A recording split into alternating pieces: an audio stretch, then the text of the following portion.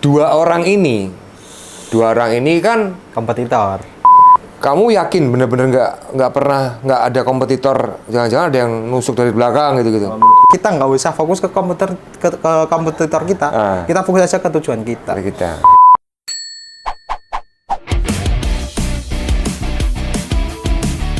Oke, ini masih lanjut ya. Ini masih lanjut dan ini sangat menarik.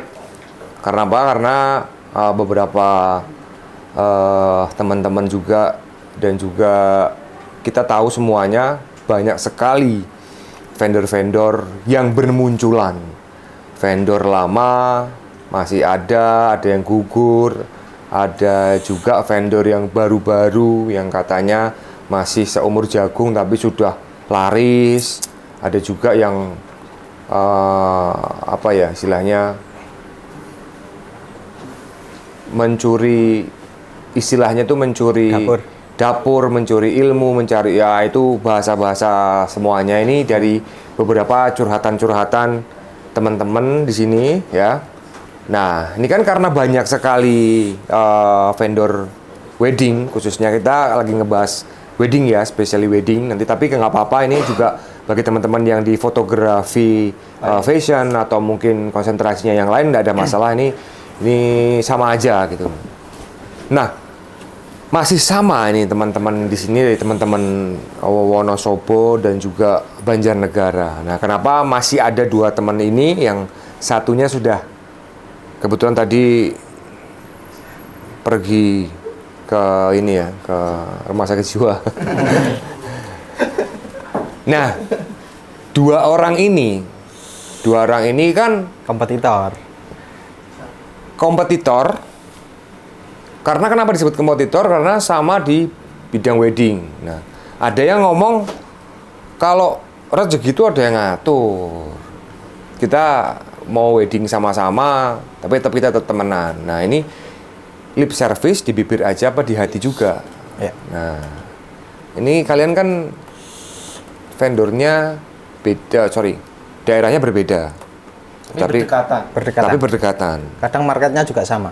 Nah, ini kan kalau saya lihat kan kebetulan kan kita juga udah kenal nih. Jadi kita ini nggak ada settingan apapun. Ya. Ini bukan clickbait dan settingan, tapi memang mereka berdua ini mengaku bahwa mereka ini kompetitor, saingan. Nah, saingan. Nah, kalau kita bicara saingan kan berarti mesti saingan yang apa nih, gitu loh. Ya. Nah, kamu merasa tersaingi nggak, Mam, sama Faisal? Saya, kalau dari aku pribadi, kayak pesaing itu kayak semua yang di wedding itu merupakan pesaing. Semuanya. Tapi kan kalian temenan ini. Ya, kan temenan. Nah. Dan menurutku itu sebuah pesaing. Pesaing. Dan kita berada di daerah yang sama. Kita cuma berbeda kabupaten, tapi untuk market kita hampir sama sih. Kadang aku ngejob di daerahnya dia, bekerja di daerahnya dia kadang juga di daerahku, atau di luar kota dengan market yang sama sih. Marketnya sama? Yes. Sama. Karena wedding kan, dan kita usahanya bentuk usaha jasa yang sama, menurutku itu adalah sebuah kompetitor. Kamu nggak takut dicuri ilmunya? Enggak sih. Enggak, bahkan kita saling support sih. Saling support. Jadi kayak misalkan, yuk kita masuk ke sana, kita pelajari sana kayak gimana, kita sharing. Berarti nggak terus pura-pura kamu nanya apa, tapi kamu pertanyaan itu sebenarnya kamu pengen menguak dapurnya Imam. Enggak, karena dia juga dapurnya udah diluapin ke aku semua. Oh, dibeberkan semua. Iya, semua. Jadi kita nggak ada yang khawatir kamu kesaing aku nyaingin kamu, itu nggak ada. Nggak usah nyebut harganya kurang lebih sama? Atau beda? Nah, aku nggak tahu. Nggak tahu ya? Berarti kalian selama ini nggak ngomong harga? Nggak pernah. Hargamu berapa sih gitu? Sahabat kan kudunya kan ngomong ngono. Enggak. Mungkin sih mirip-mirip ya, karena market kita juga aku juga pernah baca dia dikasih sama adminku, tapi ya kurang lebih hampir sama. Pernah nggak ada kepikiran kalian memata-matai, misalnya pakai akun palsu terus nanya harga gitu? Enggak. Karena ngobrol kayak gini udah sering. Ngapain? Mending aku minta presismu kayak gitu. Udah transparan. Dia tak kasih. aku minta layout press listmu dong gitu. Dikasih? Kasih. Nggak apa-apa itu? Nggak apa-apa. Nggak masalah. Oh. Tuh. Jadi nggak ada yang ngerasa, wah, aku nek ilmu ini tadi ceritake Imam kabeh, aku pasarku bakal dikuasai Imam, itu nggak ada. Kamu lebih percaya, kamu Lebih pasti. percaya. Karena kembali lagi kayak yang kita ngomongin, rezeki kita udah masing-masing. Konsumen kita biar milih sendiri, mau aku Imam, mau. Tapi itu beneran ya? Beneran. Tapi kalian nggak pura-pura ini? Enggak. Bahkan sampai dapur-dapurnya pun tahu semua. Terus kalau misalnya ada klien, kamu dalam 1 bulan ini 10 klien kamu cuma 7 gitu, kamu iri nggak? Enggak. Nggak iri? Nggak pernah iri. Karena cuman ada masanya sih menurutku. Aku lebih sering termotivasi aja. Imam bisa gini, masa aku enggak? Imam ajar Imam. Jadi dia muridku sebenarnya. Imam baru beli kamera, baru harga 54 juta. Terus kamu belum Dia beli punya. juga. Beli Dia juga? Beli juga. Oh. Beli. Walaupun kita berteman tapi kita Harus juga kayak gitu. tidak bersaing secara nakal, tapi kita bersaing secara gengsi. Gengsi. Iya. Berarti kalau kamu beli iPhone, Yes. iPhone 11, Yes. dia juga harus 11. Dia beli 12. Dia beli 12. Kalau dia beli 12, kamu 12 Pro. Aku beli alat dulu. Beli. Beli dulu. Yes. Oh, lebih saingannya lebih ke gengsi. Enggak sih, sebenarnya itu ke bercandaan kita aja. Sebagai Bercandaan motivasi. kita. Jadi kayak ya kita masih muda, kita juga harus menikmati hidup. Kayak kita juga harus bisa ngatur keuangan kita. Emang kalau itu kita ada rezeki lebih dan kita bisa beli, kenapa enggak? Karena kan ada pepatah bilang, ya maksudnya kayak orang-orang ya, bukan pepatah ya, kayak musuh dalam selimut. Iya. Orang yang paling berbahaya itu adalah orang yang paling dekat sama kamu, kan gitu. Jadi kamu nggak ada khawatir sama dia? Enggak sih, belum. Belum. Loh, karena semua itu tidak menutup kemungkinan. Karena bisnis itu kan biasanya, kalau kita ngomong bisnis itu kan landasannya kan materi. Iya. Nah gitu, walaupun kadang kita sedikit religius, wah rezeki orang sing ngatur gitu. Tapi kan di sisi lain kan kita tetap ngomongnya kan, wah iya ya, Imam sekarang jobnya banyak banget ya, aku kok masih segini-segini aja gitu. Itu kan nggak ada rasa terus iri. Enggak, sama sekali nggak ada. Nggak ada. Nggak ada. Tukar-tukaran ilmu paling ya? Ya sharing-sharing aja sih. Kadang ilmunya dia nggak, kalau yang aku jalanin nggak bisa. Nggak bisa. Kadang sebaliknya, udah sendiri-sendiri. Terus pegawai-pegawai in-house-mu nggak ketakutan di jailbreak? Enggak sih. Enggak. Kalau kayak gitu pelan malu nanti. Malu malah? Malu. Itu sebenarnya kayak lebih ke moral sih. Lebih ke moral. Banyak mungkin di luar sana yang ngelakuin itu ya. Aku pernah kok, Pak. Kayak gitu. Pernah? Jadi sama kompetitorku, SDM-ku ditarik semua, ditawarin. Kowe arep gaji piro tak kei. Nah, dengan iming-iming kayak gitu. Dan ada salah satu dia mental dari aku, ya wes, nggak masalah. Monggo silahkan. Dan yang satu tak tanyain, kok kamu nggak sekalian aja ke sana? Nggak, aku masih trust sama jenengan gitu. Dia mengiming-imingi gaji tinggi. Iya. Harapan dia apa? Apa dia pengen tahu ilmu foto dan editmu, apa motivasinya apa? Motifnya? Tepatnya kurang tahu, cuman sebenarnya dia belum terbiasa dengan kerjaannya.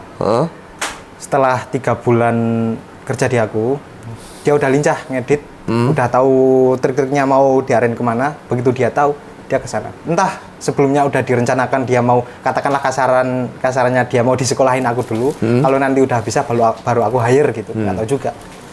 Terus sekarang dia sukses, maksudnya dia jalan dengan bisnisnya? Masih jalan. Dengan bos barunya? Bos barunya jalan. Judulnya ini berarti musuh dalam selimut. Ini musuh dalam selimut. Karena kan kadang ya itu tadi banyak. Dan itu teman-temanku juga. Teman-teman sendiri. Nah, makanya tadi Imam ini kan sementara masih temanmu nih, sementara nih. Sementara. Ya, kan nggak tahu. Besok sore apa besok pagi kan nggak tahu nih. Iya toh? Iya. Karena kalian bekerja sama persis, konsentrasi weddingnya sama di wedding. Iya. Bahkan juga satu daerah lah bisa dikatakan gitu, beda kabupaten kan gitu. Bahkan nggak hanya SDM, Pak. Kita pernah ngumpul di satu acara, acara semua vendor sih. Dan di situ termasuk ada kompetitorku. Ada kejadian di situ saat aku bawa kamera tak letakin. Kukira mau baik-baik saja, tak taruh di orang-orang itu. Posisi ini wedding nih, Apa acara? Bukan, acara ngumpul. Acara kumpul bareng Ya, kayak pas ya. puasa sih, pas puasa. Kamu bawa kamera. Kamera Kamera taruh di meja. di meja. Kita lagi ngobrol-ngobrol sama anak-anak itu terus kupikir baik-baik aja, nggak ada apa-apa karena aku nggak pernah nyenggol pun sedikit pun. Ternyata tahu-tahu pas kamera tak ambil kayak udah di reset sama tempered glassnya udah ditetel. Nggak mungkin juga kan tempered glass kenceng itu bisa lepas sendiri. Oh, tempered glassnya buka. Sampai kayak gitu sampai fisik lah katanya. Settingan dirubah. Iya. Nggak tahu Sampai motifnya segitunya gimana, ya? Sampai segitunya. Bahkan pernah Imam ikut emosi. Saat itu pas Bela kamu. nggak tahu juga sih aslinya gimana. Apa pura-pura emosi aja? Jangan-jangan dia. Emosi sih kayaknya pura-pura. Jangan dia nyuruh orang, jangan-jangan. Kayaknya. Pas kita lagi motor bareng waktu itu di Bromo. Terus orangnya ngontak aku mau minta file yang kemarin foto sama kamu. Katanya dia mau dieditin kurang banyak editan dari kamu. Nah, dia minta-minta sambil emosi dan lain sebagainya. Sampai aku nggak tahu kalau dia kayak gitu. Imam yang tahu yang balas ini Imam. Sampai Imam kayak nggak kontrol gitu sih. Maksudku kita bersaing secara bisnis iki secara Maksud Q. Cute. maaf ya. Grogi saya. Daerah. Maksudku kita bersaing kita boleh bersaing tapi menurutku kita bersaing secara yang baik. Yang baik itu nggak cuman kita baik di depan atau terlihat baik di depan. Dan menurutku itu sebuah kaitannya dengan attitude. Kita mau bekerja apapun itu kalau kita bekerja dengan baik, otomatis kita akan mendapatkan impact yang baik. Dan kalau menurutku udah seperti itu, kalau aku memposisikan diri sebagai dia pun aku maksudnya itu di luar attitude-ku loh. Maksudnya attitude-nya itu nggak bagus. Katakanlah gini, aku ada pesaingku di daerahku. Aku yang fotoin prewed. Terus abis itu dia minta file untuk dieditin dia. Maksudnya dia itu seperti apa? Apakah editanku kurang bagus atau dia kurang banyak atau apa? Itu kan itu menurutku sebuah itu nggak ada aturannya di dalam undang-undang atau apapun itu, tapi dari segi moral itu menurutku udah menyalahi aturan sih menurutku. Dan itu menurutku nggak baik. Jadi kayak kok ada orang kayak gini maksudnya. Tapi di daerah Banjarnegara itu yang kamu merasa ada kompetitor nggak? Enggak sih. Berarti aku justru malah memelihara kompetitor itu untuk bisa bersaing. Kalau di daerahku, untungnya di daerahku itu adalah kompetitorku itu baik-baik semua. Jadi kayak kita guyup rukun bareng, kita maju ke depan bareng-bareng. Ini industri kita jangan mau kita tertindas oleh apapun. Kita harus bisa survive, kita maju bareng-bareng semua. Gitu. Ya, tapi kan kalau di Banjarnegara atau di daerah lah ya kita bicaranya, nggak usah di daerah lah, di Jogja pun gitu kan kadang satu circle 5 orang, terus yang 2 itu laris, terus yang 3 itu biasa-biasa aja. Itu kan pasti ada kecemburuan sosial, maksudnya, waduh, kok DE laris ya, aku mau ndelok story-nya Sabtu Minggu ngejob tapi dia di rumah, misalnya dia nggak ngejob gitu itu.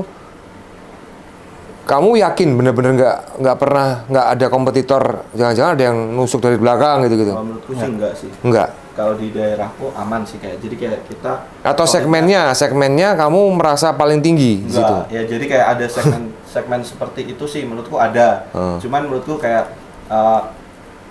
banyak yang seperti kayak ini kok berangkat terus ini kok jarang berangkat itu menurutku kayak itu kan sudah masing-masing orang masing-masing. Menurutku itu nggak bisa disalahkan. Kayak mungkin dia fotonya bagus, dia kinerjanya bagus, dia ramah, dia sopan, tapi dia nggak seramai yang lain.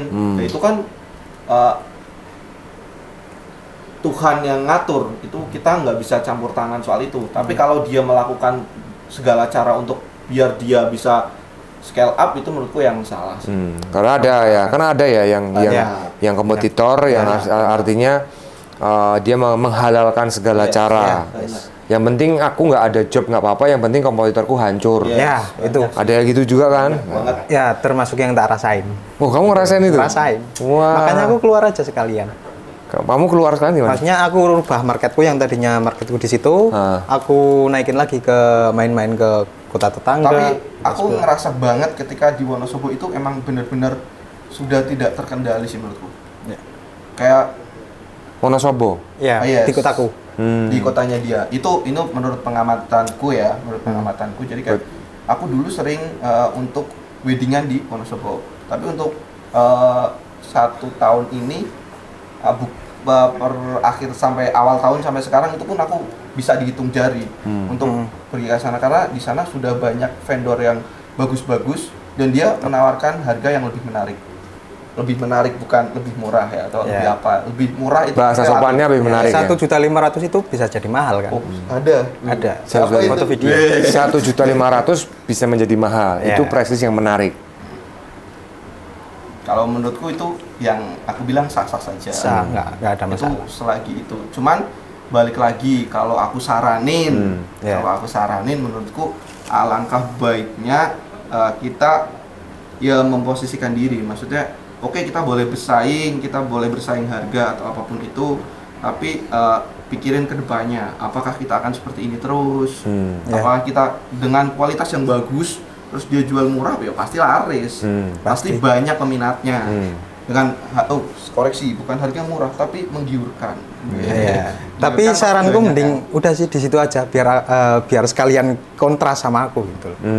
Jadi di kotaku itu masih ya banyak yang pasang harga sangat menarik. Sangat menarik sih. Sangat menarik sekali. Ya, kamu menyikapinya gimana berarti? Cara aku menyikapi, aku nggak bisa ngikutin alur mereka. Yang tak lakuin itu gimana aku bisa survive lebih dari mereka. Aku buktikan kalau aku nggak survive di zonanya mereka, aku tuh bisa gitu. Kamu menunjukkan bahwa kamu bisa lebih dari mereka? Ya, harus bisa sih.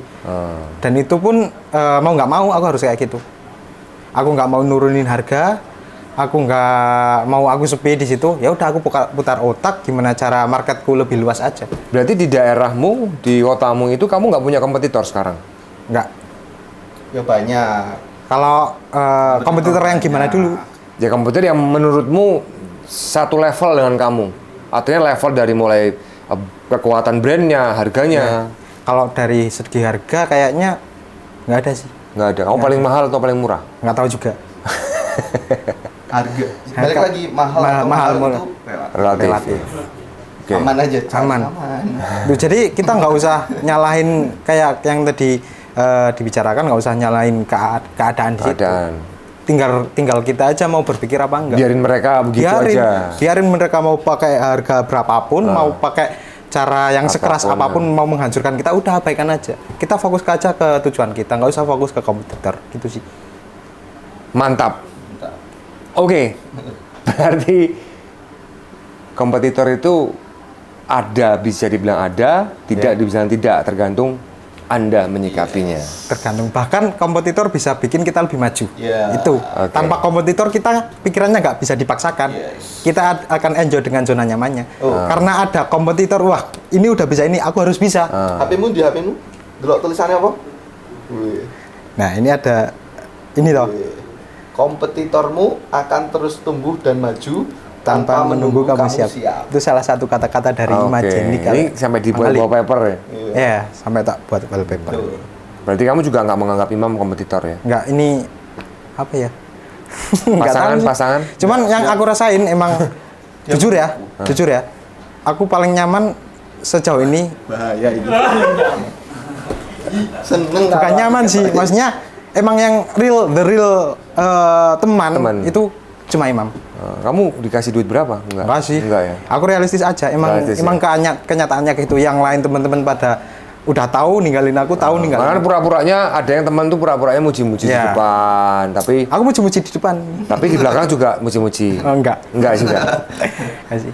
Oke. Dia emang support orangnya. Kalau menurutku terakhir kompetitor biarkanlah tetap kompetitor, tapi kita kayak pemenang akan fokus ke pemenang. Yang loser tuh apa loser? Loser fokus to win. Yes. Win fokus to win, loser fokus to win. Artinya? Artinya ya itu yang kita bicarain tadi. Mungkin maksudnya mungkin maksudnya gini, mungkin maksudnya Imam, kita nggak usah fokus ke kompetitor kita. Kita fokus aja ke tujuan kita. Oke. Semakin kita ikut campur dalam urusan kompetitor, semakin kita terpengaruh dengan tipu dayanya. Gitu loh. Jadi kita emosinya nggak bisa nahan, wah kompetitorku ini, aku hudungin ini dan lain sebagainya, akan merusak tujuan kita. Karena masing-masing punya target sendiri, punya rencana sendiri. Tapi kan ini terakhir ya, kan ada yang gini, ada orang bisnis mengatakan bahwa kita harus tahu kelemahan kompetitor kita. Itu yang ya perlu kan? kita ambil itu sih kayaknya. Jadi kan tetap artinya kita tidak masa bodoh sama sekali. Ya, kita tetap pakai spion untuk lihat kekurangan dia, gitu kan? Ya. Tetap harus waspada kayak tadi, kompetitornya tidak akan tetap waspada. Waspada. Oke, berarti kalau untuk kompetitor pura-pura jadi teman, musuh dalam selimut. Nah ini perlu diwaspadai dan udahlah, kompetitor itu dimanapun dan pekerjaan apapun pasti ada kompetitor. Pasti. Tergantung kita aja.